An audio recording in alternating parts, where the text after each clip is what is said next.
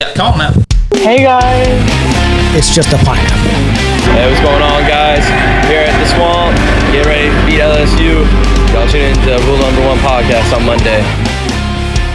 You know, we're getting really good at having people on that their voice sounds familiar to our intro. Yeah, I know. If you didn't catch that last little voice, it's Brock Hutchinson, and he was a cheerleader at the University of Florida. We had him on. Yeah, we had him on very early, and the time has arisen. There was a change in career paths for Brock, and so we're having him back on. And he is a player development assistant for the Detroit Tigers now. Welcome in, Brock. Yeah, what's going on? Yeah, I don't think cheerleading was going to go much farther past Florida, but I'm happy to be doing what I'm doing now. It's kind of what I've always wanted to do, so happy that making it happen. So. Inside the MLB machine. That's right, man, in the organized chaos that I like to call it now. I totally agree. I started my job this past week with the Pittsburgh Pirates, and you hit it hammer on nail, right on the head with organized chaos. It's awesome, though. I wouldn't trade it for the world. It's really cool to be inside, I guess, the operation and the business that is MLB baseball. You know, as a fan sitting from the outside, you sit back and say, all right, there ain't too much going on here. There's just guys going out and playing 6 days a week in the regular season. But, like, once you get inside and you see how many moving pieces there are from, you know, analysts to scouts to managers to players to operations to marketing to sales, it's a whole business, and it is really cool to see it. Yeah, and I'm hoping we can kind of bring that out to the people at home today. Yeah, I think like the biggest thing is you don't understand like the operations that go on behind the scenes. Yeah, like that's definitely like the biggest thing that I've been like learning and like trying to get a full grasp on. Mm-hmm. You definitely just are like, okay, like they get these great baseball players, they get good contracts, and then they go play. And it's like, oh, like this is sick. And it is sick, but it's just like that's like point A, B, then C, but there are just so many different things in between all of those different points that like you've got to learn and get used to. So it's cool. It's definitely cool. Definitely. Before we get into, the Tigers and being with the Flying Tigers in Lakeland, I want to get into a little bit. You went to Baltimore right out of college, right? And did you do like an internship, or what was that experience like? So I went to Philadelphia. Oh, that's awesome. Yeah. So I went to Philadelphia. I went there I had to get an internship to graduate. So that could have been anything of my choice in the business side of things. I don't mean to interrupt you, but I'm pretty sure we covered it in episode 4. That's what it was, episode 4. Mm-hmm. You majored in what again at the University of Florida? I majored in business administration. I specialized in sports management. Okay. So yeah, had to go get an internship. I was like, just got to get this thing going in sports. So one of my buddies that I played with at Eckerd College, mm-hmm. he was actually a player dev assistant for the Orioles in Sarasota. Cam Lanzilli.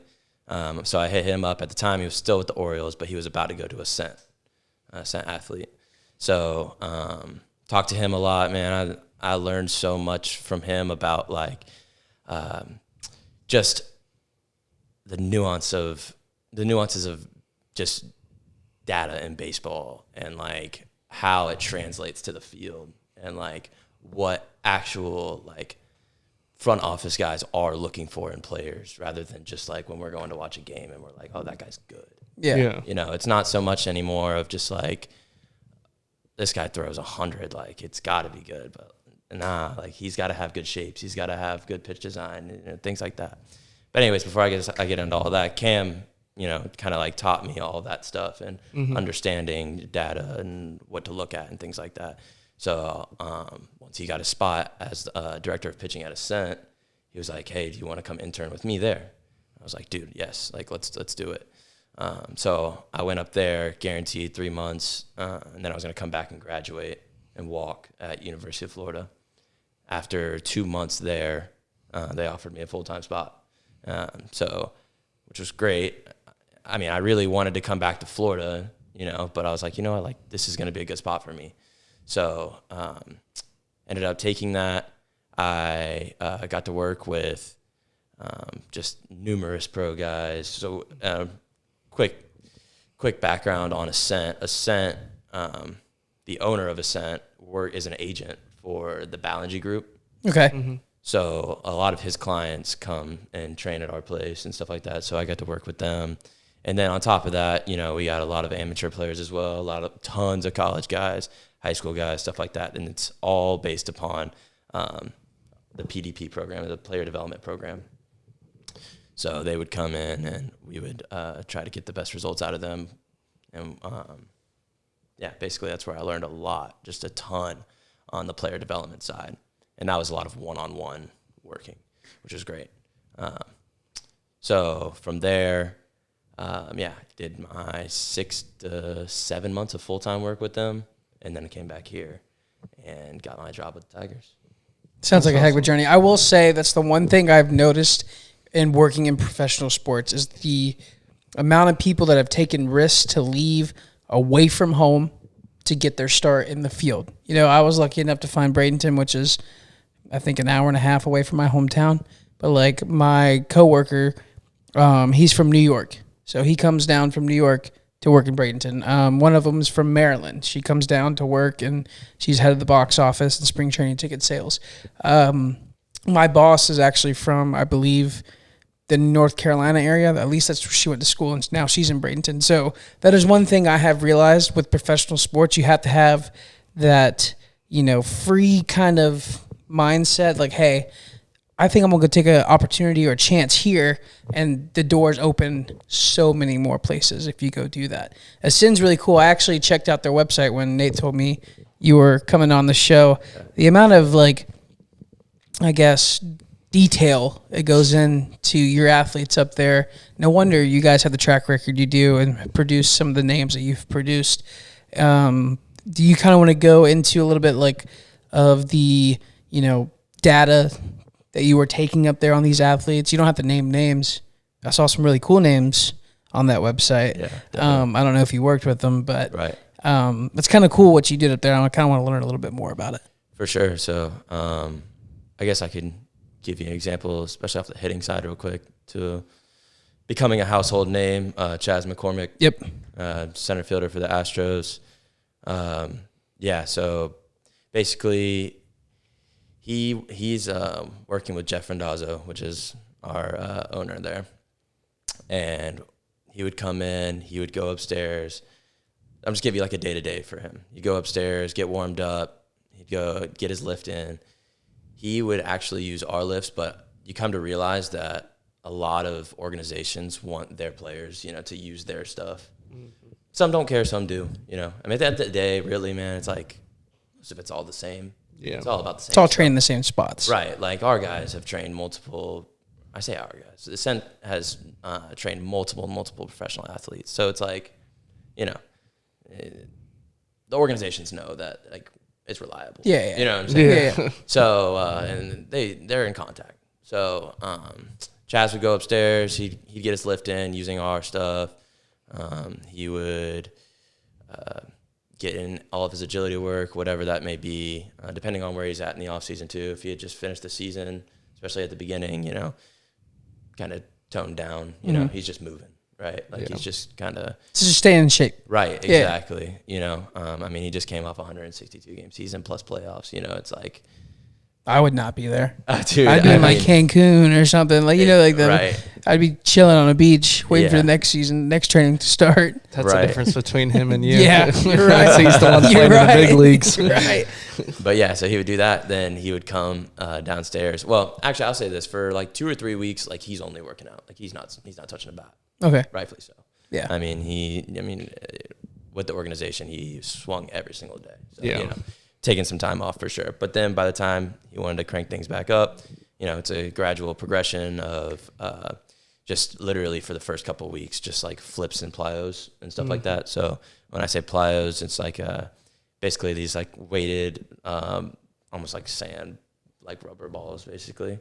But it's all trying to work on like your contact and trying to have like the best bat to ball skills that you can get. Like you're not trying to hit them, you're not trying to crush them. Obviously you take full swings, but like it's all about your bat to ball skills, stuff like that. So he would do stuff like that, and always trying to create like random training. And what I mean by random training is it's not just like a flip like in front, like we would do it in high school, just like exactly just to get swings in. Coach is like, yo, like go get loose. Yeah. And you're just like, okay, here's some flips, here's 30 mile an hour BP, like, okay, let's go play a game. Like, nah, man, like that's not how you get better. You never see that. No. You know what I'm saying? No, so even for him, if he wasn't getting into like overhand yet or like machine work yet, like we would move the L screen like over to the side, right? He would get angled flips. Sometimes like depending on if he was working on certain things to work on timing, like he would get balls bounced to him, right? Like just different things to see different, like understanding that like seeing different things will always be better than just like the normal repetitive routine. Stuff. Yeah. Exactly. So that's like his, recovery training, trying to get back to like, okay, now it's like time to get locked in, season's coming up. I'd say for him, man, like what I learned is for Chaz, like on the data side, like especially when you're at that level, like we're not really like taking a lot of his metrics. And I mean, yeah, but maybe we'll like check to see, like we'll get him on the blast, which is like a sensor that you put on the knob of your bat, trying to see like, we want to see your bat speed. We want to see your on-plane efficiency, stuff like that. Yeah, maybe we're checking that just to make sure that like everything is good, right? I mean, this guy was like, he had like the second best OPS against fastballs last year. So, like he's unreal good, dude. He's awesome. So I mean, with that being said, it's not like we need to like, oh, dude, you got to train this. You're not like, okay, we've got a good routine from the past couple off seasons. Like you're climbing towards the top. Let's just keep working on that. Yeah, continue doing the same thing. Yeah, if it ain't broke, don't fix it. Exactly. But then you have guys like Kevin McGonigal. He's actually with the Tigers, which is cool. I get to see him all the time, but he needs to train bat speed, right? Like his bat speed has got to come up. I think he was probably league average is probably like 72 mile an hour, and he was probably like high 60s. Okay. So we needed to get his bat speed up. He has really good bat to ball skills, and he's on plane forever. So all of that's good if we can just generate more pop. This guy's going to be in the big leagues in a couple of years, right? So with him, it's okay. We need to make sure that we're testing him probably every 4 weeks. And then in addition to that, like his programming looks like Monday come in, hopefully you rested over the weekend, but Monday you come in, let's do speed sluggers, which is basically like a simulated bat with like a weight on the end, and you swing like really, really hard, right? And repetitively, maybe even like back and forth, just trying to like train those muscles. Yeah. Strengthen up as much as possible. And then from there you go into like a recovery day. And then the next day we'd have axe bats, which is basically like an overload, underload, right? So you swing the heavier bat, then you swing a lighter bat to move fast, right? So that would be like the next day, and then another recovery day, and then maybe Friday, like competition, stuff like that. But with him, like we were able to see like, okay, due to like our blast and the technology that we have and like our hit tracks and 4D motion and stuff like that, like we were able to see like, okay, like he is tracking, like he is swinging the bat harder. So like he was a fun project because like Chaz is great. Obviously he's so good, but like he's in his routine, like we talked about, Yeah. Like, there's nothing to change, right? Nothing to work on or figure out. Yeah. It's like, dude, do your thing. Maybe we like, by the time he gets to like machine work, there's like a breaking ball that he struggled with, and we want to like, be like, okay, like change his approach. Let's change our approach to this. Like, oh, like you're hitting that, like you're getting a lot of base hits to the right side when you're trying to like hit the sweeper coming in from the righty. But like if we actually try to go get that out and further out in front, and we would have data to back it up, we'd be like, you're crushing that to left field for homers. And at the end of the day, man, like hitting the ball on the ground, bad. Right. Exactly. Especially with how home runs are valued nowadays. Guys can hit 240, but have 45 home runs, right, and they're going to get a big time contract. Exactly. Like that's what people want to see when you go to the ballpark. Home runs sell tickets. Exactly. Right. So and they keep your job. That's for sure. Yes. So man, with him, like that's definitely something that like you would kind of like, I don't know, try to put the puzzle pieces with. You know what I'm saying? Like put it together. But for the most part, he's got his swing. He's doing his thing, But But Kevin was a fun one to work with. He was definitely training a lot. And a lot of the other like minor league guys too, they know that they need to either swing harder, they need to get their swing decisions correct. You know what I'm saying? Like stuff like that. So you're always just working in that random training, trying to do stuff like that. So that's the hitting side. Yeah. And then for me also on the pitching side, when I first came in and I was an intern, I was in the pitching side probably more than I was in the hitting side because I was working with Cam. Mm-hmm. So when I was over there, that was when I got to learn like how to use plyos on the pitching side of things, how to understand like what players need to develop certain things in their mechanics and things like that. Just through different plyo routines and trying to gain velocity and things like that. So yeah, that was really cool. And then by the time it was like bullpen time or like lives or stuff like that, getting to look at like TrackMan data and understanding like, okay, like these movement profiles aren't correct and we've got to see like how that we can make a obscure pitch. You know what I'm saying? It's like if you're throwing something that everybody's seen, it's going to be easy to hit, right? Right. So, that's where things become, the term is dead zone. So, like, if you're throwing a fastball and it's somewhere from 13 to 15 inches if you're stock, let's just say you're a stock righty, right? And you're throwing a fastball that has 13 inches to 15 inches of horizontal and which is insane, by the way, for like an average amateur baseball player to see that. Right. But it's normal on a big league level. Yeah, definitely. Yeah. So if it has like 13 inches to 15 inches of like horizontal and vertical movement, it's deemed dead zone just because like it doesn't look deceptive, right? So you want to be a guy that either can hug. I mean, it's all individual. Like everybody has their individual profiles, right? Because sometimes a dead zone fastball can work for a guy that generates a ton of sweep and has like another two seam because it's deceptive off of like his main usage pitch. Yeah. Right.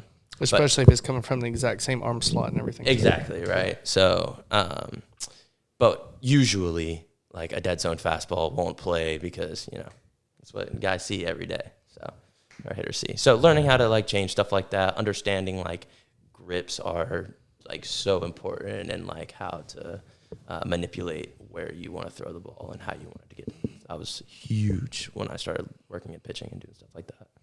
Yeah, and a little bit of background about Brock, which we talked about the first episode, or the first time we had him on, is he was a pitcher and hitter in high school too, and then went on to college. And you never pitched in college, did you? No. I was about to say, I didn't think so. But it's also cool to see, with high school you had experience with both of them, right. And, you were fairly good at both of them and be able to go play college.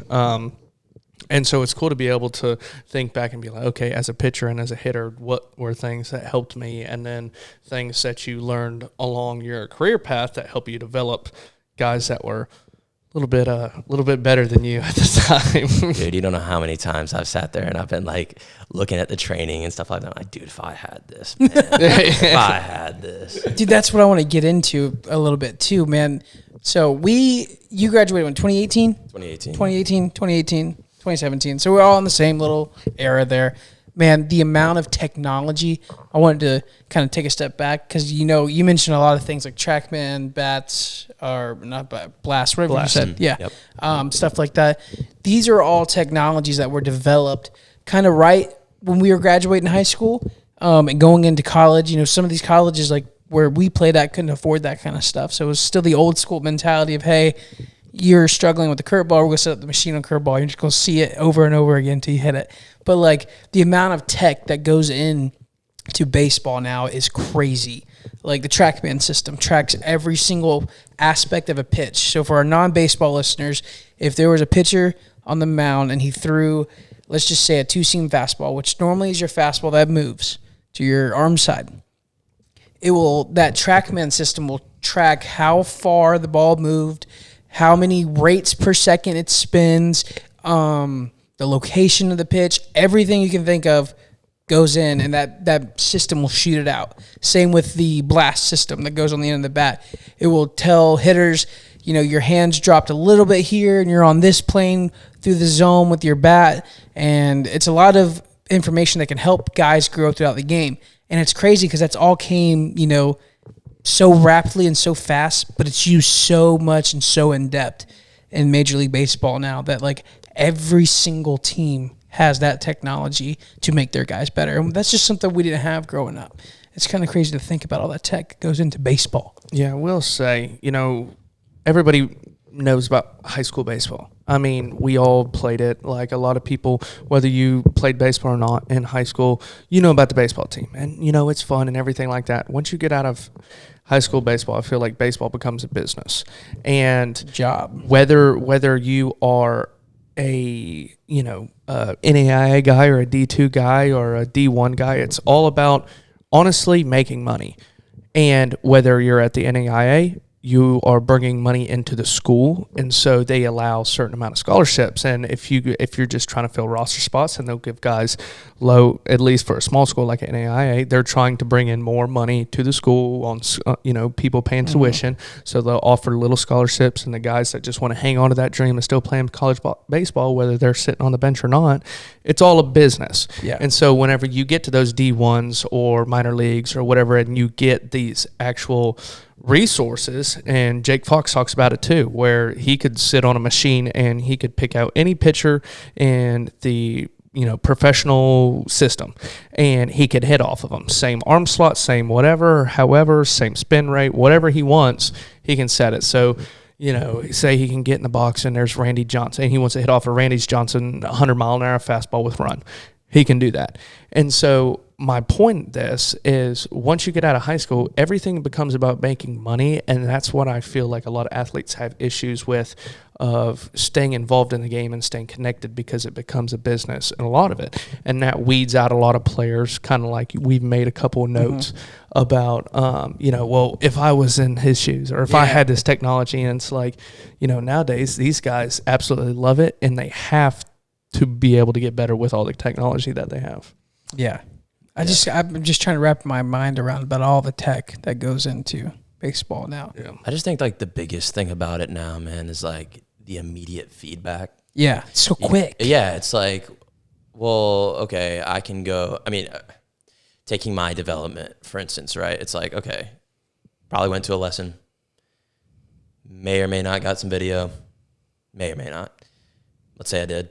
Okay, then you go and you go watch it, and you're like, okay, like, I remember when coach said, make sure that you get your hands put to this slot, and then when we come here, make sure elbows tucked in, and then you know what I'm saying? It's like, that is just not the proper way of training, especially now, man. Like, that ain't it.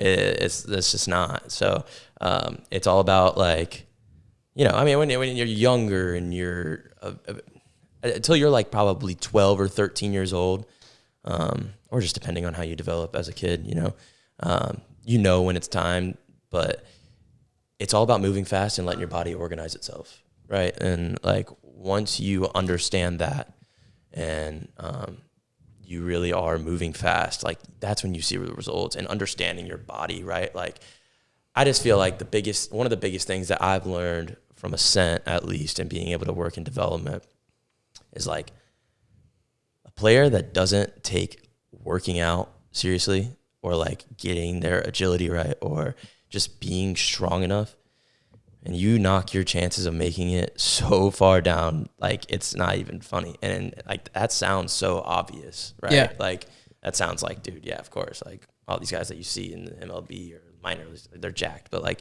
dude, when you're working it and you see like all these kids come in and they just like don't take it seriously and stuff like that, well, they're not going to understand. It's like they want to hit. They're like, okay, my hitting's not good. My hitting's not hit, like all this and that.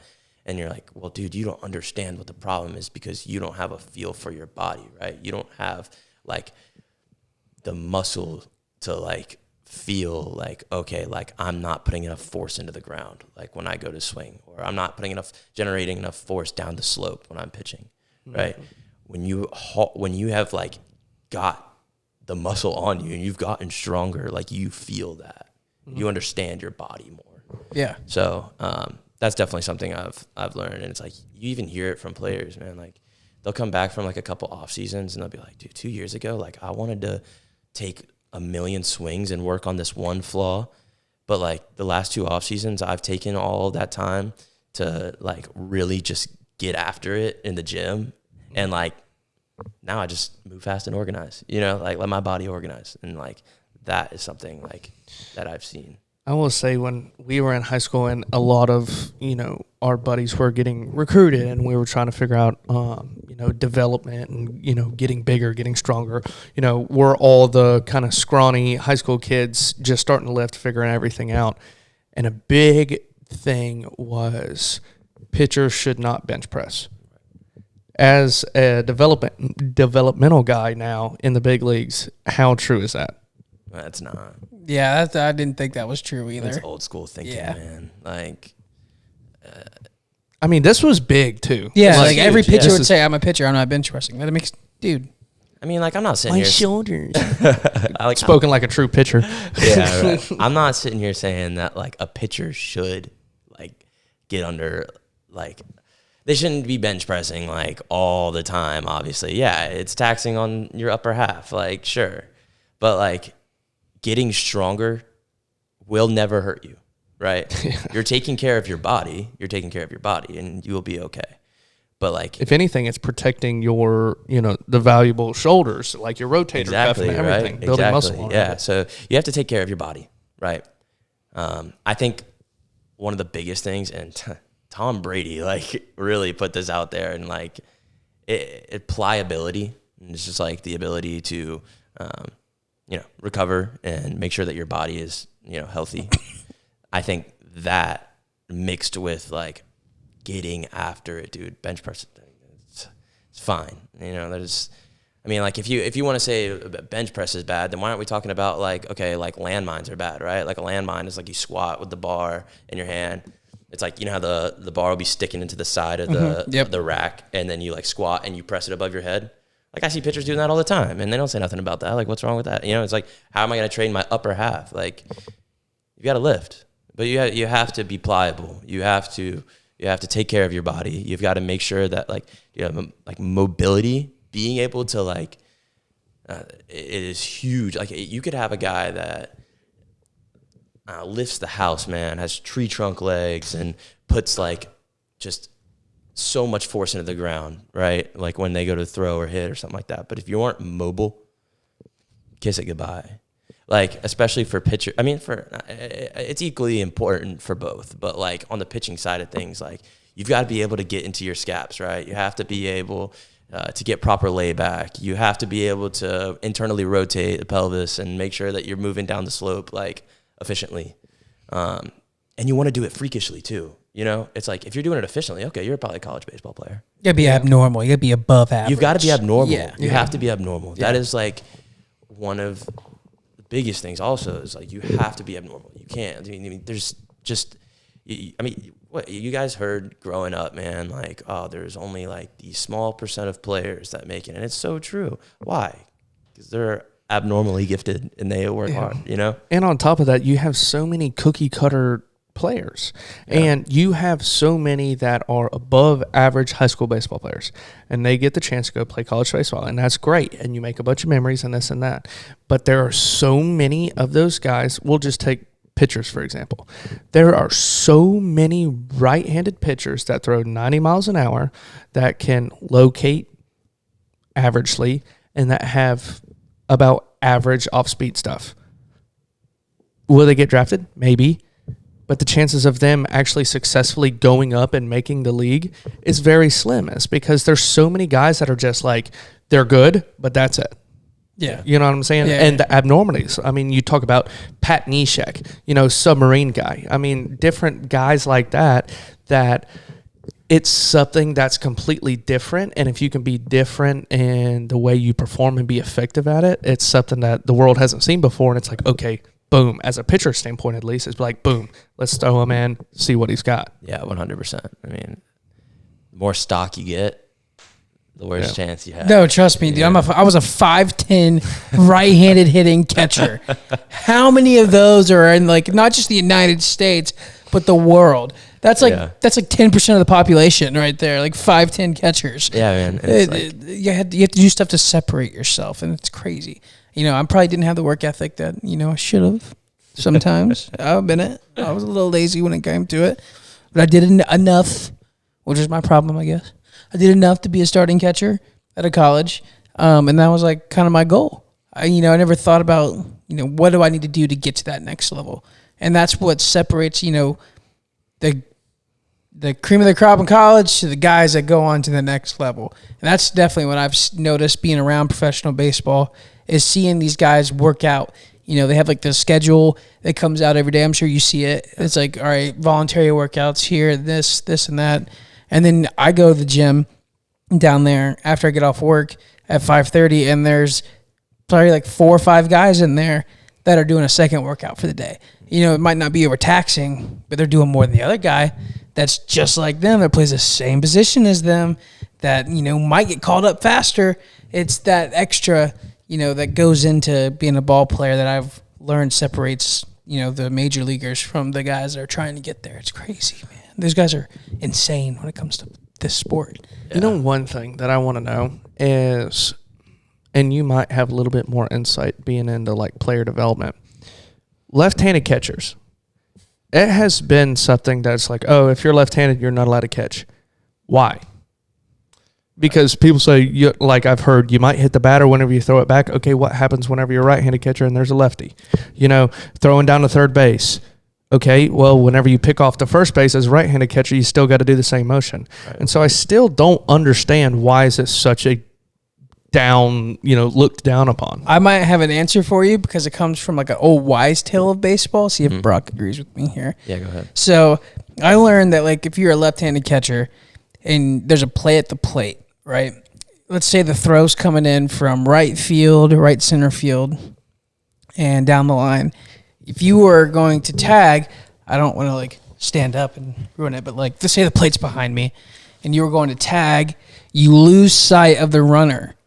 As a part of that was like a big reason that they don't want left-handed catchers, because as a right-handed catcher, that ball's coming in, you're seeing it. Track it in. You have everything. You can see the runner coming in, you can see the ball coming in, you can see the field movement. But as a left-handed catcher, you kind of lose that as you're catching the ball, and you lose the runner over the backside of your shoulder, and you have to come back and try to find him and get an attack. Yeah, that was like the, like super wise tale of left-handed catchers. Like that's why it's not a taboo. I want to see your. I think that's actually so right. Like I think that's like one of the biggest things. And then also like I just feel like the throw to second base, you lose your sight of the runner too. Right, exactly. Your back is to the runner, and like I just think that you can work to hit the ball like more on the right side and let it obviously tail back in. As a lefty, you just have that naturally. Yeah, I guess so you're you'd have to tailing the ball. Right. Yeah. See, I can understand that, so that like more than the tag though. But then at that point, like the ball actually has to travel further too. You know what I'm saying? Like you're gonna be slower, like by just a little bit. Your pop time's gonna be a little slower just because of like where you're throwing, and it like has to come back. Does that make sense? Like just a little bit of tail. And like it's just like always been one of the.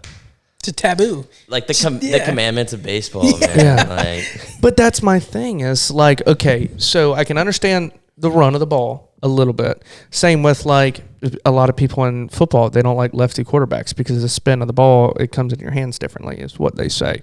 I think that's kind of BS too. But the tag thing I get, but it's the same with a first baseman in terms of like a pickoff play. So, if you're right-handed first baseman, then you're swiping across your body. Yeah. You could do the same thing as a catcher being left-handed and catching a ball and swiping across your body. You don't have to turn your back. Yeah, but what's more important here? Getting out at the plate, saving a run, or getting out at first base where they can sacrifice that a little bit if the guy can swing? Yeah, but it's the same thing in terms of... I agree with you. I see where you're coming from. I mean... if you're standing in front of the plate, the ball's coming from right field. Technically, you're meeting the ball before it gets to you. As a right-handed catcher, you're catching it further in your body, so that's seconds or, milliseconds or whatever. You're catching the ball before it gets to the plate, and then you're swiping with your right hand. With a right-handed catcher, you're catching the ball deeper in your body, so that's milliseconds. Yeah, you might be a little bit quicker dropping the tag down, but you're still...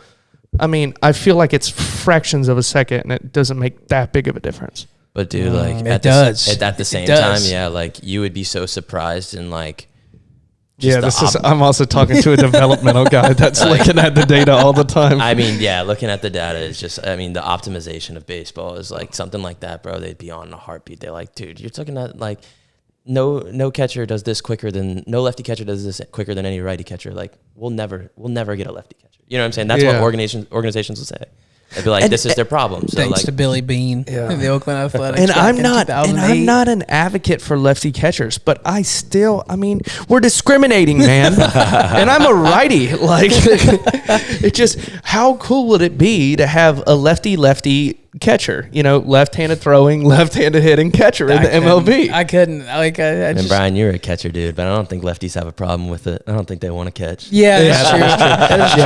Yeah, if you're a lefty, bro, you're either super big and you're going to play first base, or you're going to throw really hard and screw hitting, or really soft nowadays. That works too. Yeah, a soft left-handed pitcher. Yeah, or you're going to play outfield and you better be pretty quick or you're not going to make it.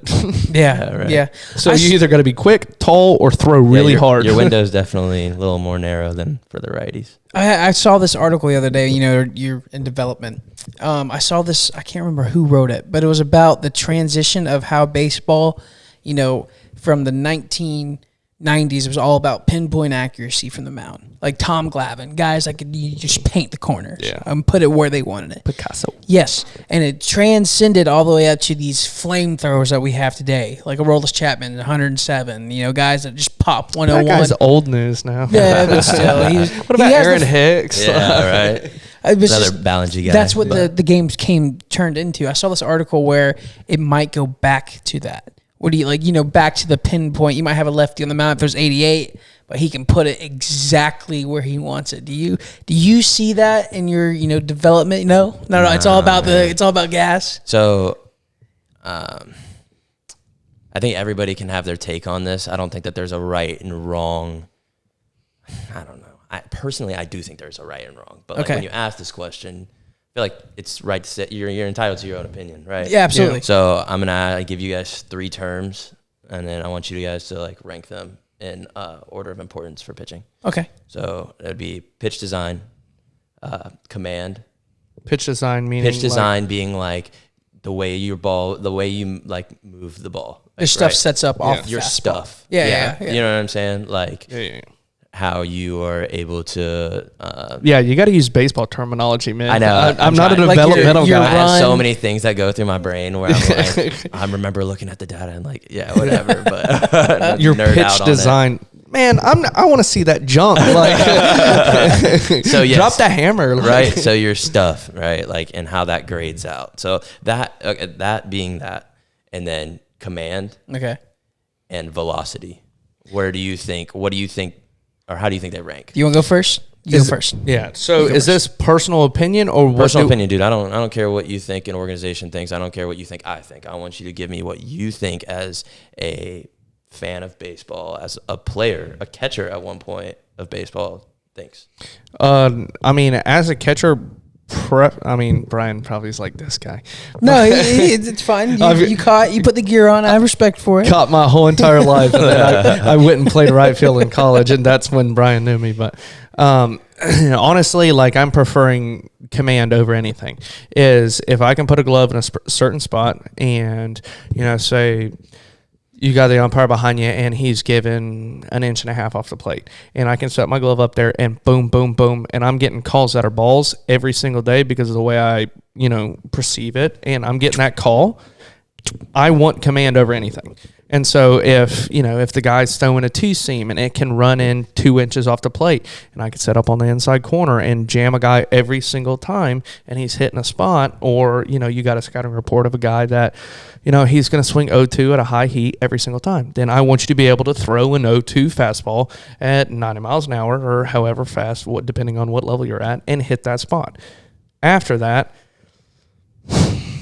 stuff is big too. Being able to command your stuff is if you can drop in, a slider off the table. If if you can command your off-speed pitches where you want to put them, that's a big thing as well. Velocity is important, and I'm sure the MLB is going to preach you got to throw heat, But at the same time, if you can locate every single one of your pitches effectively with good movement, good spin rate, then I would take that over velocity any day. Because as a hitter, I know that's the hardest part. Is because if as a guy knows my weakness and he's going to drop in a changeup on the, down and in corner, and he's going to get me to roll over to third base every time, then he might as well just throw 3 changeups on down and in on me and get me to roll over to third baseman. Right, and that is a big, big part of command, right? Like, if I have a scouting report on you and, like, I'm able to, like, execute that, no, that's huge. Yeah. So, yeah, I like that. But I also love 105-mile-an-hour fastball. Like, that's cool, too. Yeah, right? That plays. Listening to his answer, I kind of got the catcher response, right?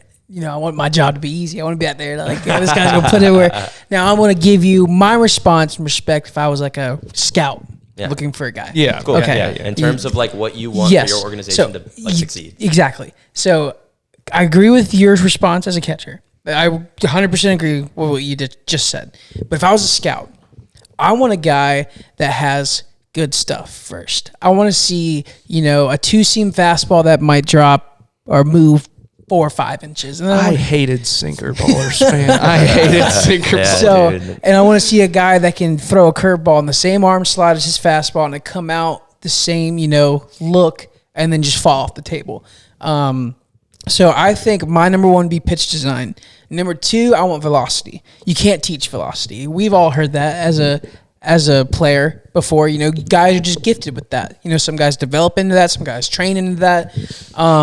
And some guys are just blessed with that. And then third, as I always heard, being around the ballpark, you can teach somebody where to throw it. You can't teach velocity and you can't teach stuff. So I think my answer would be pitch design, velocity, and then command as a scout looking there. This is exactly why I disagree with that, because I caught Zach Luff all through high school. And this guy, he's a tall, goofy pitcher, one of our good buddies through high school, Brock and I. Yeah. I mean, and he threw the ball hard.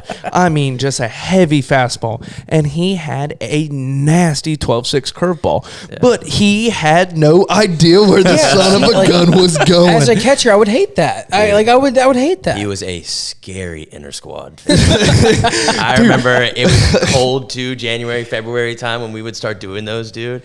Inner squads, and then like our last year, Matty, Coach Dias, he'd put up the practice plan over, dude, and you'd see Luff's name on there. Don't give me a 4-seam 88-mile-an-hour fastball on the inside. The amount of baseball players out there relating to that story right now. Everybody has that one guy on their roster, no matter 100%. Where you play at. Yeah. Dude, I mean, and he was good whenever he could locate his pitches. Yeah. Yeah, and definitely. I mean, he would, when he was on, and you could set up a glove and be like, "All right, Luff, we're working the outer half," and you couldn't work, the 3 sections by any means. You had to say, "Okay, we are working outer half, outer half, outer half, outer half," and your 12-6 high school level, your 12-6 is going to start at the letters, and we want it at the knees every time. And if he could focus on one section and be like, "Okay, I'm not throwing an inside fastball. I'm going to throw outside, outside, outside," he'd get zoned in and he'd be good. Right. As soon as you start changing locations, he's overthinking and he's hitting guys in the head. I saw him hit a guy in the head with an 88-mile-an-hour fastball straight to the dome. And when I say he might have been on the gun at 88, it felt like it was 94. It was like just a heavy fastball. Yeah, Luff had like a spin. He had the bowling ball fastball. Dude, it's just like even with barrel, it just felt like it didn't go anywhere. It was just heavy. I mean, he had carry is what you call it, right? So that's when like you have like. I was talking about a dead zone fastball would be like 15-15, right? Well, I mean, depending on his horizontal movement, could have probably been still like 15, which is fine, but he was probably carrying it up to like 20 inches of vert, which is like Garrett Cole does that. Yeah. You know what I'm saying? So like, I'm ready for the professional response. I want to see who's right. Yeah. I want to see who's right. He's going to say velocity over everything. I know. It's so you are both wrong, man, because like you guys both had different answers and I'm going to have a different answer. So it's that's fine. It's just funny, but velocity is the most important. I knew I should have. Like there are just so many statistics out there about like how as the pitches come in harder, your expected numbers just plummet, dude. Like if you're able to, and then it's not just the fastball too, right? Like, yes, obviously we want to throw that 100+ fastball, but like if I'm able to throw my slider at like low to mid 9s is what guys are doing now, dude. It's like, how do you hit that? I see that. Like when you're throwing that stuff, like your stuff doesn't even have to be that good. If I'm throwing a slider at 95, good luck. Yeah. You know what I'm saying? You know, with a foot and a half break. Yeah, like exactly, dude. It's Change like, up at 94. Yeah, right. It's like, and honestly, your stuff, it's hard to grade your stuff high when you throw that hard because it has less time to move. You know what I'm saying? Yeah. Like we're throwing so hard, right? Yeah. So, unless if it's a slider, 12.6, that means your spin rate's spinning more, so you'd have more break, right? Right. Yeah. I mean, it depends on the pitch, right? Yeah. Like, so if you have like a sweeper, the crazy thing too that I've learned is like, there's not just a slider anymore, right? Like, Yeah. You got the sweeping curve. You've got a gyro slider, you've got a sweeper, you've got a slutter, you've got a... I about to say the slider cutter.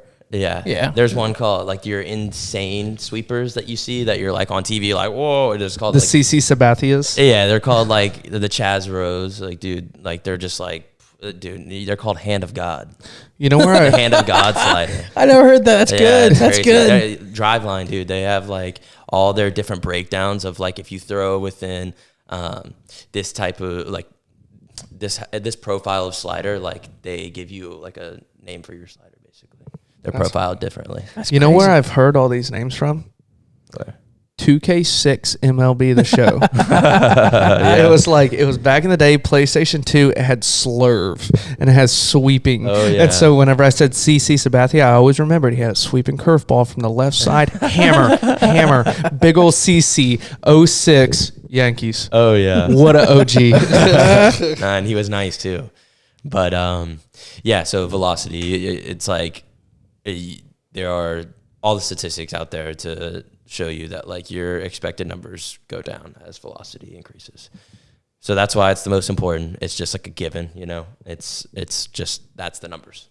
Yeah. And then from there, It's close. And that's such a new school way to look at it too. It is. yeah, definitely. I mean, dude, it's like in any sport now, it's adapt or die, man. Like, Yeah. you know what I'm saying? I think it's just life yeah, now. it's life. Yeah, for sure, bro. It's like, the business side of things that we were talking about, Yeah. dude. Like we've got to make, results. We've got to make fans happy. And, like you said, with the movement and everything like that, trying to hit a, 94 mile an hour slider, that's extremely hard. But at the same time, you've got fans in there eating nachos being like, oh my God, that was a 94 mile an hour slider. I've got to see this guy pitch again. yeah.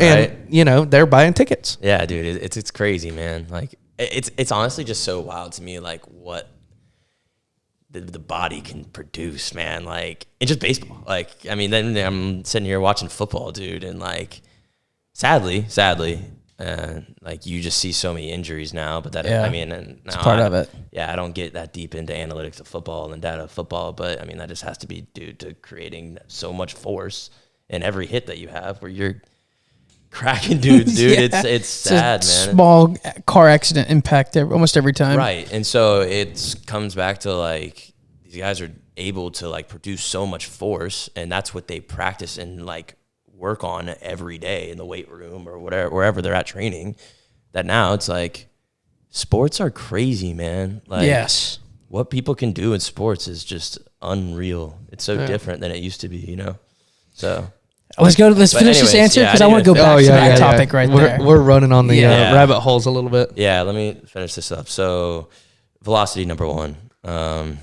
Number two, the design. This is the pitch design. Damn it. Should have flipped those. Right. So I think that pitch design, so to take it a step further, right, you can't just teach a slider to certain players, right? You can't just teach a sinker to certain players because, like, they have anatomical preferences, right? So, like, their bodies are designed to throw certain things or not throw certain things. So a quick breakdown of just, like, the way your wrist presents, right? You're a pronator or a supinator. Yeah. Or some guys are more neutral, right? So if I'm a pronator and I have the ability to wrap my wrist inside better than the next guy, right? Like I would be able to pronate, which means that like I could throw a stock changeup better than a supinator would, right? Yeah. But then you have for listeners, supinators are coming from the outside. Like, Right, for instance, whether you're throwing a slider, turning from the outside rather than like a circle change or, neutral Exactly. change where you're pronating in. Exactly. Right. So like they naturally pronate in. It'd be Andy Pettit, would be a pronator. Yeah, right. And then like Tyler Glasnow would be a supernator. Yeah. So like, or like I said his name earlier. He played for the Rays, Chazro, man, just unreal slider. But yeah, he supinates crazy. Anyways, so like if I'm trying to teach a player, right, let's go, throw me a changeup, right? And I'm just giving him like a stock changeup grip and he's a supinator, dude. Like I'm doing a disjustice to his development as a player. Yeah. Right. I see what you're saying. I'm saying like, okay, like this changeup, like, yeah, you go out there and throw in like, it doesn't look that great on track, man. Like why? Like why is our data like not, present a good changeup? Okay, let's do this in our mechanics, dude. That's always like the first jump that a lot of these guys out here, man, in development, they'll like, oh, like you're not doing this right. You're not doing no. You're just not designed for it, right? Yeah. Your body's not designed for that. So like, there's other ways that we can hopefully create a similar effect to your repertoire, Yeah. But yeah, so I think that's why it's so important to optimize your pitch design and things like that, because like some guys just can't do certain things, and also on top of that, it's like if we're thinking hard and now our stuff moves efficiently, I'm creating chase. I don't even gotta throw strikes, dude. Yeah. Like if that thing's around the zone, you're swinging. Especially with the reaction time guys have nowadays. Like, you tell me, man, if I'm throwing, so you have like the in zone, you have the heart of the plate. Nowadays, when you have so much like in zone data or out of zone data also, it's broken down differently now. So you have like the heart of the zone, which is like the interior part. Then you have like the zone, and then you have like the shadow zone. So the shadow zone is still like, graded to be good pitches. They're just out of the zone. Yeah. Just barely. You're borderline pitches. Right. Yeah. So like if I have a shadow, like if I'm my end zone rate, it's like, I don't know, average 42%, 40 to 45%, like, but I'm in shadow zone, like 20% higher than that. And then I have like plus graded stuff with 100-mile-an-hour fastball. Like you ain't hitting that. I don't care about my strikes, bro.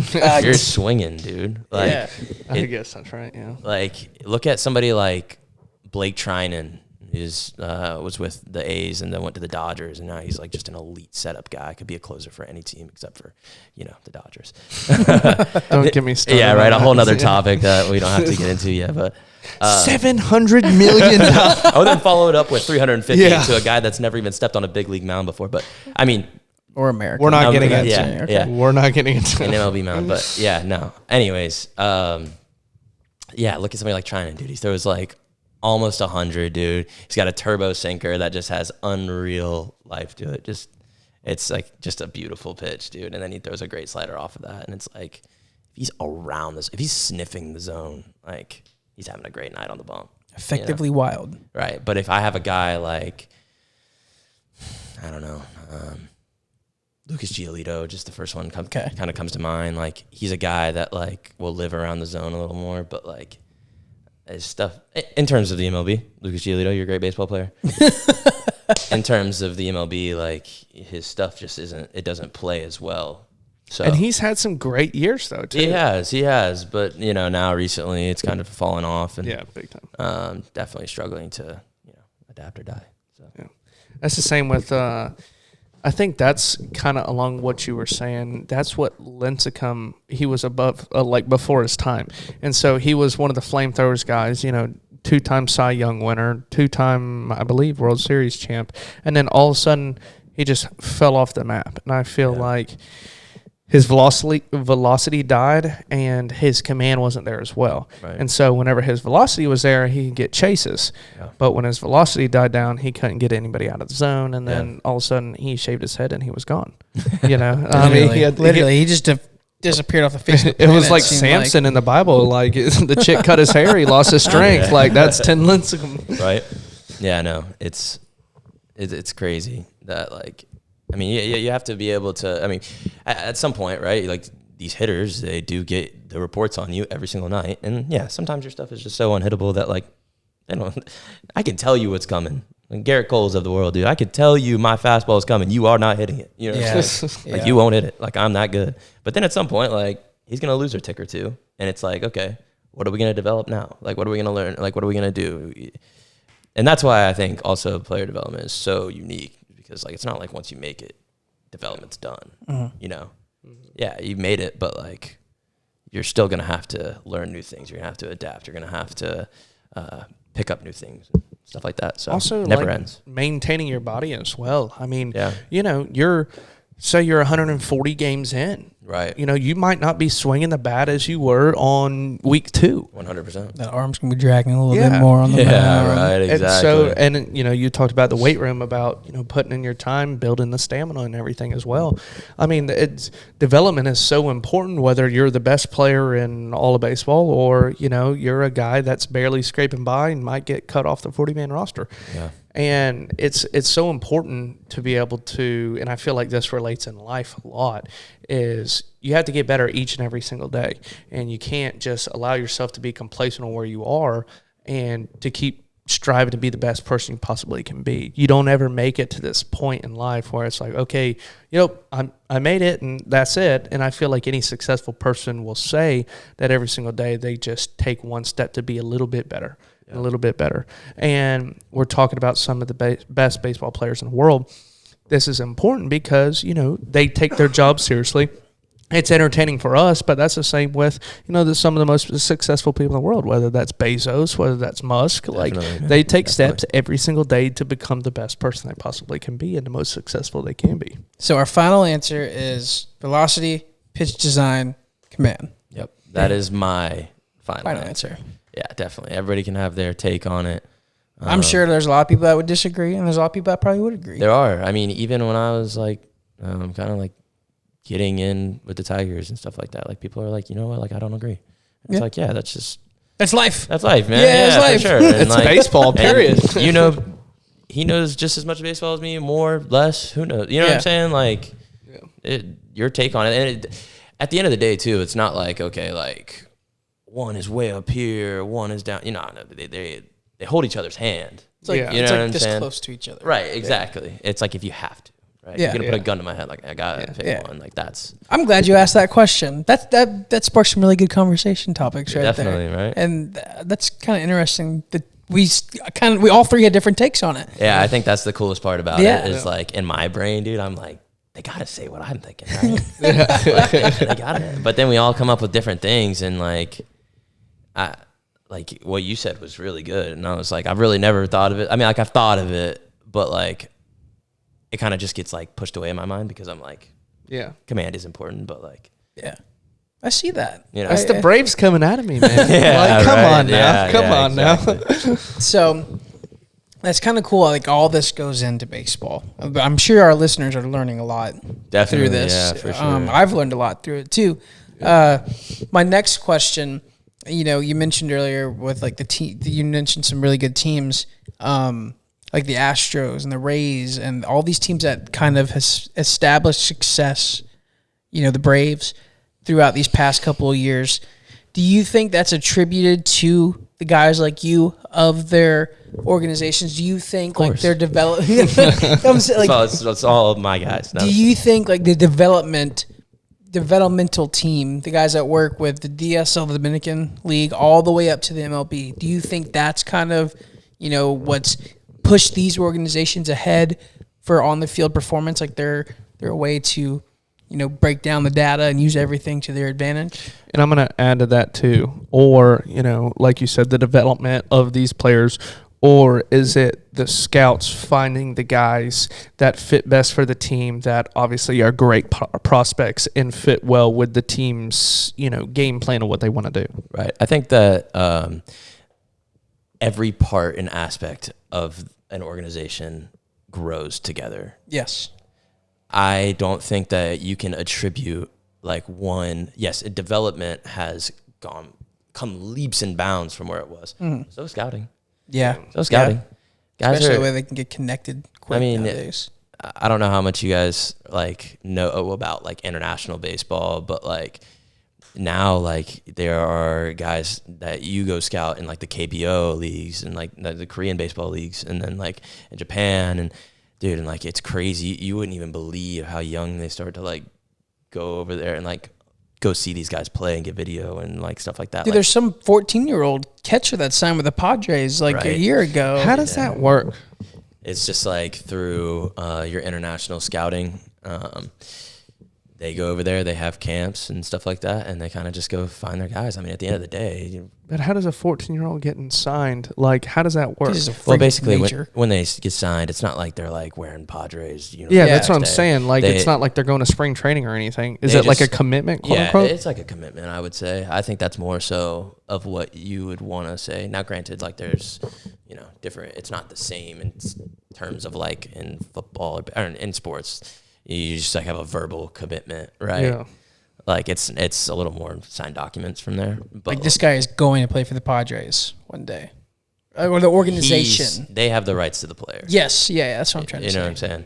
Okay. And then the organization, tracks their progress, make sure they're developing and things like that. But it's not like they're like wearing like a uniform. Yeah, that's what I was trying to figure out. It's like, okay, so you're going to pull a 14-year-old from, Korea and bring them all the way over and put them in spring training against a 26-year-old. Like, no. Yeah, that's why I'm like, so do they have like different farm leagues over there? That's why I always wondered, like, okay, the New York Yankees signed 12-year-old Luis Gonzalez or, whoever.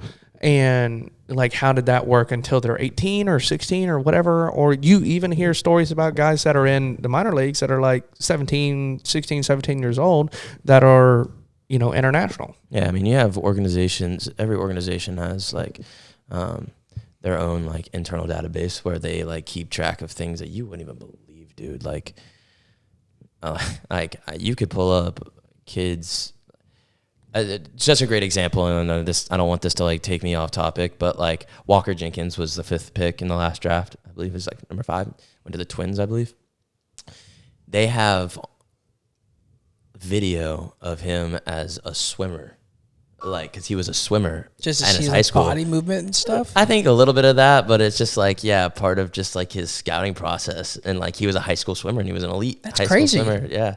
So like, isn't that crazy? Like how, but then they have like obviously video through like all of their high school stuff and all their perfect game data, like our numbers and stuff like that is all in there, and all that stuff, all the way down to the, probably freshman year, 8th grade, maybe depending on. So like with all these questions, branching back to my main question to ask, it sounds a lot like with your answers that like data and scouting are like hand in hand, like they go together in sense of picking these guys and what they have, and then the developmental side comes from the data driven stuff that they're seeing and how to get better, and the scouts are finding the guys that have the basic tools, what it takes to make it at that level, quote unquote basic. It's all above basic, but you know what I'm saying. I'm just messing with you. And I think it's just like I'm honestly amazed at like how, I mean, obviously it's kind of cliche to say that like it's like a team. Yeah. It is a team. But like the organization, you really feel like all aspects are like holding hands together and like really going through it together. And that starts from up top all the way to the top, man. Like the guys that are up top, guys and girls now, that are at the top, like making decisions and like implementing like what we're looking for, that trickles down all the way through every single part of the organization. I completely agree with that. Like, and it's like honestly amazing. But it's almost like you see like what they're going for, and that's where they fully attack and stuff like that. So it basically full circle is just, yes, I think that development has come like so far, but it's really just like baseball organizations, sport has just become so much. Yeah. Rightfully so, dude. You see these dollar signs getting thrown around, $700 million for one guy. Yeah, exactly. So it's like if you have that kind of talent somewhere overseas in Iowa, dude, who knows where they're at? It's like you want to go find them and make sure they're on your team. So, well, Brock, with with all of this being said, and it's been a great episode, we've been doing. I've learned a lot. Yeah, especially from the developmental side. Definitely, and we've been doing a bunch of snap questions in this throughout periodic episodes, and we've kind of tailed off from a little bit of that. But I want to know one snap question, and we'll kind of wrap it up from there. As a hitter, what is the hardest pitch to hit in baseball? Because for the longest time, it's been a fastball low and away. Yeah, right. That's what everybody says. Not mine. Mine was a slider. I couldn't touch one. That's very true. I couldn't touch one. Ah, man. Sword. Yeah, literally. Personally, or like just for hitters? From analytically side, looking at it, what's the hardest pitch in professional to hit? The best answer I can give you is it depends. And that's such a lame answer, dude. But it's like, you know, like I told you like earlier, it's like, okay, yeah, you can have the best carry fastball in the game. You could have Garrett Cole's fastball, right? Yeah, because every pitcher is different. But if you it's don't have being the unique if, side. If you don't have something to work off of it, like that fastball's good, but you know, it's not that good anymore because you don't have something that I fear on the other side. Yeah. So it's just like, but to give an answer, I would say the turbo sinker is just stupid. Who's the guy, man? I said it. Duran for the Yes. Twins. Yeah. Dude, he's got the most. It falls off the table. Yes, that comboed. Well, not he's comboed, but just like that or Devin Williams' changeup is just absurd. It's absurd. He throws the highest graded changeup in baseball, and it's unreal. It's crazy. See, for me, like hitting, like growing up and everything, I could always hit off speed pitches in terms of like curveball. Let me rephrase that. I could always hit curveballs and sliders. But if a guy had a high velo fastball and a good changeup, dude, I was done for. Yeah. See, I'm the opposite, man. I was always done for. I could sit dead red on something. If I saw 100, if it ain't moving, bro, I can hit that. Right, I just got to throw my hands. Right. But, dude, it would be like the guy that would pump 94 on the inside of the half, and I'd be on time, and I'd foul it off. Damn it. Missed my fastball. And then he comes back with the slider that's 4 balls off the plate, and I'm already swung. Finish my swing by the time the ball gets to the mitt. Yeah, right. That was my biggest. See, my thing is, like, I could hit a fastball as well. Like, you throw me a fastball, everybody's geared. Everybody can hit a fastball. Right. Yeah. Like, if you're an above average player, you can hit a fastball. Yeah. It doesn't matter if it's, 85 or 94 or, 98. Like, if you're sitting dead red fastball and you're, a good ball player, you can hit that. Right. The problem is, like you're saying, is the stuff afterwards. I always feared staying on my backside, and whenever a pitcher could develop, and some pitchers, like I was good at picking up on whether he was throwing a 12-6, your elbows coming first, you're coming right over the top, you're seeing 2 fingers, you can see that 12 spin rate coming right off the top. Yeah. Slider, same way. A lot of guys will drop their arm slot on a slider ripping across. Right. And so I could always pick up on that on a changeup, man, because some people throw that, whatever you call it, your stock changeup or your 3-finger changeup where splitter now. Yeah. And it's the same arm slot, and it just comes in about 8-9 miles an hour slower. Yeah. It just got me every time. And if you could locate that changeup, you really had me. I mean, I'm rolling over every day, or I'm 10 feet out in front. Yeah, definitely.